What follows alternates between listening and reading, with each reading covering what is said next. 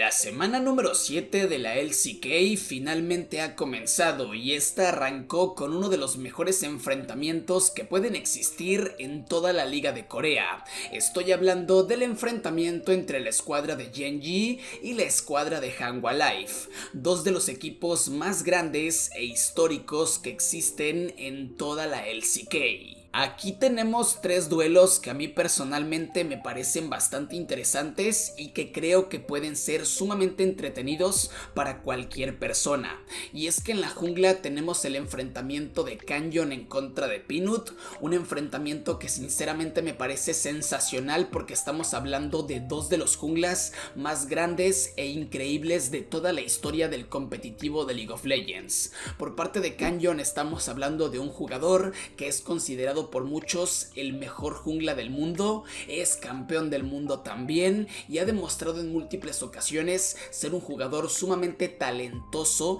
con un nivel brillante y espectacular. Y por parte de Peanut tenemos a un jugador que es sumamente aclamado y amado por toda la comunidad de League of Legends. Tenemos a un jungla que ha tenido uno de los primes más increíbles y grandes de la historia, el cual estuvo entre 2016 y 2017 y es un jugador que a lo largo del tiempo, si bien es verdad que ha demostrado tener un nivel irregular en el cual tiene picos de nivel muy altos y otros muy bajos, de igual manera sigue siendo considerado uno de los mejores del mundo. Por eso mismo este enfrentamiento en la jungla es tan brutal, porque tenemos a dos de los mejores jugadores en ese rol de toda la historia. En el carril central tenemos el enfrentamiento de Chovy en contra de Seca y aquí tengo muchísimas cosas que decir porque personalmente este enfrentamiento me parece brutal.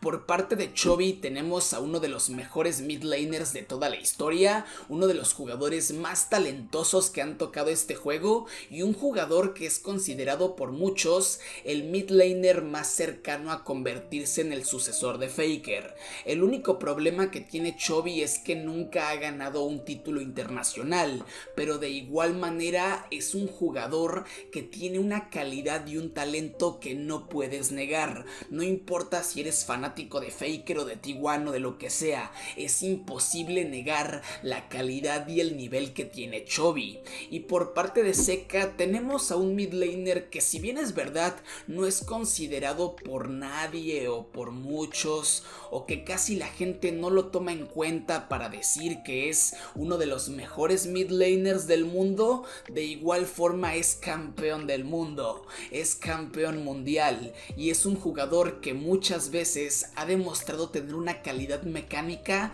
que es simplemente de dioses. Así que este enfrentamiento en el carril central es de altísimo nivel. Finalmente tenemos el enfrentamiento de los AD Carries, el cual es entre Pace en contra de Viper, y creo que la forma más acertada de hablar de este enfrentamiento es planteándolo como la nueva escuela en contra de la vieja escuela. Y es que por parte de Pace tenemos a un jugador que es relativamente nuevo dentro del competitivo. Tengan en cuenta que el tipo debutó el año pasado y ya fue campeón de liga en 2 ocasiones. Es una AD Carry que ha demostrado tener un nivel sensacional, brutal, mecánicamente increíble, una adaptación genial. Es un jugador que realmente vale bastante la pena ver.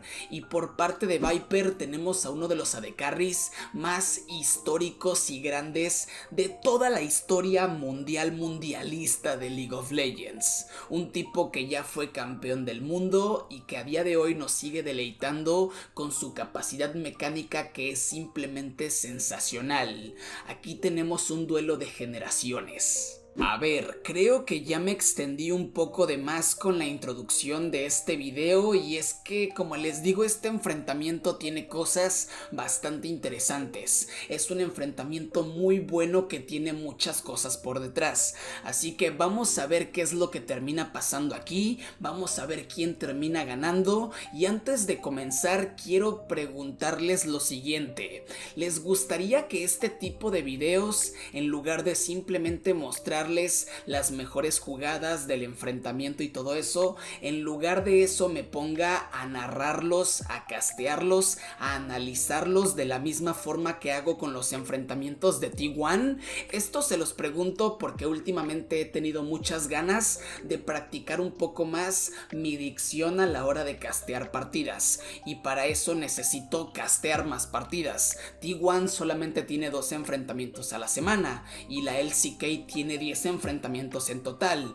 Además, yo me veo todos, entonces de igual manera es lo mismo. Solamente les pregunto si les gusta la idea o no. ¿Les gustaría que me ponga a castear otros enfrentamientos que no sean necesariamente los de T1?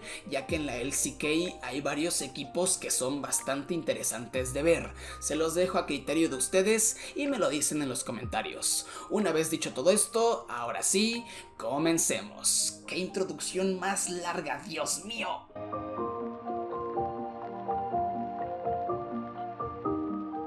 En la primera partida de esta serie, la escuadra de Gen.G tuvo un dominio absoluto en contra de la escuadra de Hanwha Life, y me parece bastante interesante el planteamiento que propone Gen.G para las partidas. Específicamente en este juego se ve cómo les gusta jugar de forma completamente controlada. No buscan forzar peleas para conseguir ventaja de oro mediante asesinatos. Buscan forzar peleas para conseguir ventaja de oro mediante objetivos, ya sea placas, dragones, heraldo, larvas, lo que sea. Gen.G es un equipo el cual busca constantemente el escalado de forma pasiva, consiguiendo oro gracias a la ventaja de presión. Es algo que sinceramente me parece bastante interesante, y de hecho en esta partida Gen.G lo aplica de forma espectacular, ya que a pesar de que la escuadra de Hanwha Life tenía una composición que proponía bastante bien también el tema de la presión en el carril central con Tristana, la realidad es que se vio completamente denegada por la talilla de Chovy. Ahora, el campeón o el jugador que me parece protagonista en esta primera partida es Canyon, y me parece bastante raro porque el tipo se volvió protagonista en una partida jugando con un jungla tanque como lo es Juani y no con un jungla carry, que es la especialidad de Canyon. Sinceramente, esta primera partida tiene varias cosas interesantes para analizar y para tomar en cuenta, pero de forma completamente resumida, tuvimos a Gen.G jugando al escalado y denegando la proposición de la escuadra de Hanwha Life. Así que esta primera partida se la lleva Gen.G. Crawled all the way around, and there's the Glacial Prison. That's going to guarantee it. Keen will collect the first kill for Gen.G. Sort of how that one goes is, all right, all out from Doran, looking for Keen here. Does find the charge up, doesn't get the slows on that one anymore, but almost is able to take down Keen, and now he gets a big old crash, and he's running at him. It's going to be the counter-strike used here by Keen. Doesn't have the leap strike anymore. He's trying to get his health back. Wants a cannon. And Doran really wants more. He gets the flash out, but there's the kill. Doran actually able to stay alive in the end, just barely. That's plate gold going over to Doran. And also Keen wasn't able to get the cannon. He almost got the cannon and then got a counter kill. Gets neither. All right, there's a polymorph to come through here. Is now Delight. He is very, very close to dead and will be wiped out as the seismic shove is good. Viper just trying to do what he can, but he has not a whole lot to offer here. As the bubble going to speed up, Chovy getting back down towards this bottom side. He'll grab a plate on his way out. These teams are just so good at punishing any choice made by the enemy jungler or any, okay. Oh, Peanut is in a rough spot. He does have this thing called the cell separation thing, but yeah, that's just, he's dead once again. Bit rough that Pays didn't get the kill there, but you know, his passive is down now. And wow, 3,000 assists. 3,000 assists for Chovy, so congratulations. Zeker is going to look to take a plate in celebration for all of those assists that he has collected for himself. It's your 2 Drake lead in your heart and in your mind. Zeka once again in danger. Yeah, buster shot going to be needed here as he does manage to knock Canyon away, but Canyon still lands the Glacial Prison because of course he doesn't. Keen, he's now on 2 kills. They're looking to take down this turret as well, and 4 members of Gen.G down here. Doran, I don't think he's defending this one. And Gen.G, yeah, there's a Drake that's alive, but they're also just wiping the map of all the structures. He was thinking about looking for Chovy there, but not actually able to grab too much as this Drake, that's going to be taken down. And now Doran He's trying to get in there. Does actually pick up the Sejuani. Goes all out, and they might be able to grab this kill. He flashes, but everyone can get over that wall. That's another kill for the Zeri. Gets knocked up by the tidal wave. As in goes Keen, the ulti out from Viper, but now he's on about 0 health. Doran has a shield, so he's not going to burn down to the ignite, and Delight flashes over. Yeah, manages to get the shield, be able to eat up that ignite. As now Doran just fighting Canyon here, and it'll take forever. Now that Pace turns up, I think that Doran's probably just gonna die. As, yeah, 85%. And without Prio, it's hard for Doran to actually have agency here, so they just start this one up, and where's the entry point for Doran? He doesn't really have one. They're just gonna now turn on to him. Yeah, he does have a blast cone that he can utilize here as Pay's getting aggressive, but he is soaking a lot of attention more than anything else. It does allow Peanut to get in the right area. He's eating bloblets as well, so he should be all right as Chovy sets up a wall. The Glacial Prison's not going to work out, but the Smite will, as they do manage to lock down their second Hextech Dragon. Now Doran looking for that backline. A lot of damage as Viper gets that ulti down, and somehow Doran survives for about forever. Still, doesn't look like it, although Peanut, he's the one that gets the bad news. He's pretty tanky, but oh my goodness, the layering of this CC is just ridiculous. No teleports available. Okay, Viper is like, I think I might be able to do something with this. Maybe. I'm Zeri. I mean, I don't have ult, but I'm trying. Baron is going to be real dangerous times. He does sidestep, as now Keen is going to force out the skate. Jet Set Radio Futures out, and that's going to mean that the Baron is taken by Chovy. So that's closer than it could have otherwise been. Delight has to flash, as now, okay, Doran on this Cassante sets up vision and is now looking to corral them. They are a man down, because Peanut is not in the area, but Doran is pretty large. It's a fair bit of AoE that they have going down, but they just focus the right targets. They get rid of. Doing his very best to defend here, as Keen puts up the counter-strike. Stendo Beam is going to land onto Chovy, and Viper is scary, but he is not, yeah, when he's prisoned, he is not as scary. And now with 5 members strong, in goes Peanut. He actually looks for Canyon, but minions are everywhere. He gets the wild growth. He tries to stay alive, but he does not have the passive. And he's going to be taken out by Paze here. They'll now just crack open the base in the mid lane. They'll head towards top lane as well. And Life Esports 4 versus 5 are not going to be able to fight this. And Gen G, they just managed to put the screws in early enough. They didn't allow the Zeri to get the work done. Paze has been dashing around these fights, looking fantastic in the mid to late game so far. And Zeka, he's been basically invisible. He is just, I mean, he's just unable to do anything. And he doesn't have a team to empower him either. Doran? He is going to get immediately stunned. Viper also dashing on over. Not sure about that one. Doran is very tanky, so he's going to survive. Well, we're looking for the flank play.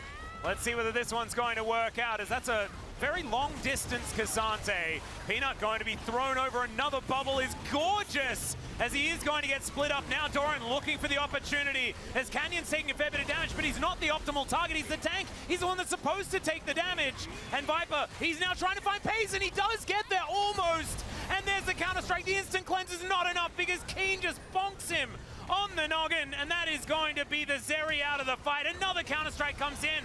It is a pretty decent polymorph, but it's not enough, and Chovy's there with the damage for the remainder of the kills. I mean, Genji, I think, are just going to win the game. Keen is playing insane this game. I mean, even though he had a laning phase where he was targeted, it doesn't matter. He's crushing Zeka in sides. He is getting on top of carries. He is not afraid to just go for the Counter-Strike play against all odds. And once again, just takes Viper out. This game is so done. Well, Peanut does connect an arm. You know, 10% or less health. En la segunda partida de esta serie las cosas fueron más o menos similares que en la primera partida, y es que nuevamente la escuadra de Genji se pone a buscar un planteamiento de juego completamente controlado, pero en esta ocasión de una forma un tanto más agresiva, y es que aquí tenemos a Canyon jugando con Lee Sin y a Chovy jugando con Ahri, un combo de juego temprano que resulta bastante agresivo y con el cual se busca constantemente hacer rotaciones para poder poder denegar a los integrantes del equipo rival. Específicamente se busca denegar al jungla, pero la cosa es que en general estos dos campeones en combinación son muy peligrosos en early game. Aquí lo que me parece interesante es que la escuadra de Hanwha Life, sin tener a los mejores campeones de juego temprano, logran equipararse en contra de Gen.G en cuanto a asesinatos. Sin embargo, el problema justamente recae en la cantidad de presión que te mete Lee Sin con Ahri, y es que estos dos campeones, al ser tan agresivos y al tener tanto potencial de asesinato, consiguen mucha presión, y esta presión se traduce en placas, en dragones, en objetivos, en muchísimo oro de ventaja. Justamente es aquí donde Gen.G brilla como ningún otro equipo, porque la cosa es que sin tener tantos asesinatos o aún yendo por debajo en asesinatos, al minuto 15 ya te sacan casi 4000 de oro de ventaja, y a la hora de tener una pelea por equipos te terminan detonando y arrasando sin ningún tipo de posibilidad de hacerles counterplay. Así que esta segunda partida la termina ganando la escuadra de Gen.G, y con esto se terminó la serie. Collects the kill under the cow, and it's a 2 for 2. And first blood was in there somewhere. 30 CS ahead. Will be like 20 actually after he catches that wave. Hands. Headbutt going to be used here as the wall is just not quite long enough, but it does not matter. He's only level 5. His will is quite breakable at this stage of the game, and that is going to be Viper locking that one up. Yeah, I think if there's anyone that you could trust to figure out a way to get it done, it would be him. As Life Esports have a lot of vision around this dragon, as Jonah Strong was just letting us know. Great to see that. As Peanut, he wants to guarantee this as Chovy does move up. Peanut looks for it, and Seismic Shove actually going to catch Chovy. He does have his flash available. That's why Peanut wasn't using the ult, because he wanted that flash to come out first. As now Delight might be caught at the Q. And it is in fact Doran teleporting back towards the top side. So now Gen.G can move back in. Maybe the teleport was a little bit early as the Q's going to connect. And in he goes and he steals it away. Oh, we saw that in slow motion, didn't we? As Canyon is still going to burn down. But that's 2 dragons over to Gen.G. Oh, the pulverize is massive as Viper is down to 100 health. And now Pace just hops on over. And the Fate's call is massive also. Chovy, he'll be able to help lock down his ex-teammate. And it's a double kill for Pace. And the chaos, Chovy hitting the CC. Yeah, it was beautifully done. And Canyon is, you know, feeling a little bit sheepish after he died, but he managed to lock down the kill. Keen wanting to poke. Exactly. That was the only thing I was going to say is that does feel good as he's just going to go through the chains. Yeah, and Doran is now going to look to try and lock him down. He flashes over, but the charm is going to be there. Oh, Battle Dance. Delight trying to find the opportunity. Oh, Grand Entrance not quite there, but Viper's going to turn up the charm. It connects headbutt Pulve, and Chovy is just toying with them. Delight's still going to be able to knock him up. He is still going to be taken down. But if we just cut the video before that, then it would have looked really cool. I mean, I think it looked really cool the whole way through. That was some of the most impressive passage of play. But before, of course, queuing Viper and putting him down. Oh, and now Doran is once again in trouble. He tries to get a bit of a combo here, but he's just going to go down. Lahen's also, on the other side of the rift, is going to be taken out. And this has turned into a pretty bloodthirsty affair here between these two squads, as Pace just picks up his cow and takes him out of the paddock. The game to really slow down and allow Viper to get to 3 items. Right now is sitting on only 1.5, as Headbutt Pulve is going to dive right on top of the aforementioned player's duo teammate, and that is going to be the Rakan falling down. Now Doran, World Ender has been popped, but it is just going to dissipate with a bit of a whimper here, and that is going to guarantee that there is no way Hanwha Life Esports can get towards this Dragon Pit. Zekr is in the top side of the map. He's going to be able to take down this outer turret, but... And Baron is spawning in 20. I mean, it feels like we're in late game with how much action we've had, but we're really just on the cusp. Oh, well, that's going to be the knock-up onto Canyon, but he still manages to safeguard his way out, and he stole the red buff. Pulverize lands only onto Peanut, looks to try and get the stun as well. As Chovy, he's going to get the Feather Storm out of Viper, who does recall the blades, and that is going to be the kill onto the Ahri. Outplayed nicely here, but Gen.G, it doesn't look like they're done just yet. Pay's going to have to flash, but in goes Delight. Oh, Pays avoids his ex-teammate as well, as Lahans is going to be left for the Wolves, and Viper, in the end, collects a double. Doran's still looking for more as Keen flashes forward. Pays will be wiped out. Doran's the hero! And Keen able to lock down the Aatrox, but now Hanwha Life Esports have Baron on their Yeah, mind. I just don't think that, I mean, they're so low. I don't think they can actually start it. I mean, you know, maybe just don't do that. Oh, we're back. We're back in the Thunderdome once again as the charm is going to miss this time around. Orbit Deception is massive, but Delight will be just completely avoided and then blown up by Chovy. Genji are just dunking on him. They're down on kills. They're only 2,000 gold ahead. And Delight, it's going to be harder for him to engage if he's at 50% health. Yeah, this is... Oh, that is a target that you could look for as In-Go gets the Featherstorm very comfortably. That's all it takes. Canyon. He's magnetized these Qs, dude. Yeah, that's all it takes. And now look at Chovy's angle. Yeah, Delight now in trouble. That is a point-blank Orbit Deception. Still has the charm, but Delight quite going to be hit by it. But I mean, he does enough damage. He's going to trade one solo Ocean Dragon for Baron and be happy with a Hanwha life. I don't think they can contest this. The damage is real here. They have to try, but look at how little vision they have. Look at the pings of the wards. They know there are so many wards on every single entry point. Genji cover their bases so hard, and like you said, the vision was moved to Dragon. Genji cleared up all the vision here. No ult for Viper. There is no contest. As Viper once again gets hit. Ow, indeed. And this next wave is going to be the end of this mid inhibitor turret. And there it goes. So Chain's going to come through, and that just means that Chovy says, no, do not chain me. I will put you in the death chain. Every time That's he exactly tries, what he did. Every time he tries, Chovy just goes through it, straight towards him, and then magnetizes that charm. This one's going to miss, but the damage is done. Yep, Celestial opposition now down, so Delight is very susceptible now. As this inhibitor turret, flash bulb not quite going to do it there from Lahens. As the feathers are picked up, and Glacial Prison goes completely wide. Decent seismic shove there, but the Fate Skull is now going to come through, and Peanut will be taken down. Grand entrance onto 2 from Delight as they dive into the skies, says Keen, and Pays says, all right, that's where I'll send him. They managed to get the kill onto Zeka there, and it's only Delight that gets to watch as a lot of his ex-teammates destroy his Nexus. And Genji, they'll 2-0 their way through Life Esports to our Saturday showdown.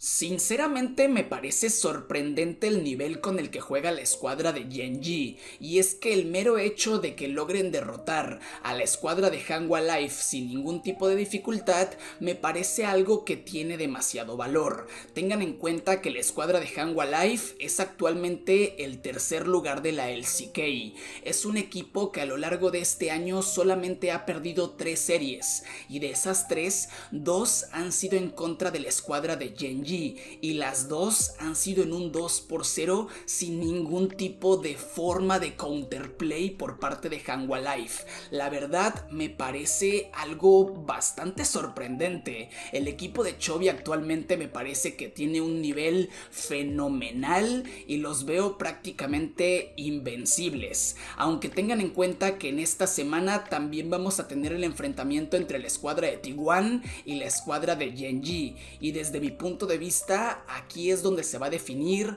qué equipo va a quedar en primer lugar, por lo menos en temporada regular de la LCK, porque la verdad no veo a ningún equipo con la capacidad de derrotar a Genji, ni tampoco veo a ningún equipo con la capacidad de derrotar a T1. Esto es entre estos dos, así que prepárense porque esta semana de la LCK va a estar completamente explosiva. Sin nada más que decir, espero que este video les haya gustado. De ser así, los invito a que me dejen un pulgar arriba y un comentario, ya que con eso el algoritmo de YouTube nos trata bastante bonito. Y es más, si llegaste hasta este punto del video, te voy a invitar a que comentes cuál es tu Power Ranger favorito. No sé por qué me planteo este tipo de preguntas, pero quiero saber cuál es tu Power Ranger favorito. Como siempre, muchas gracias a los miembros del canal, muchísimas gracias por todo el apoyo que le dan al contenido. De verdad, sin ustedes esto no sería posible,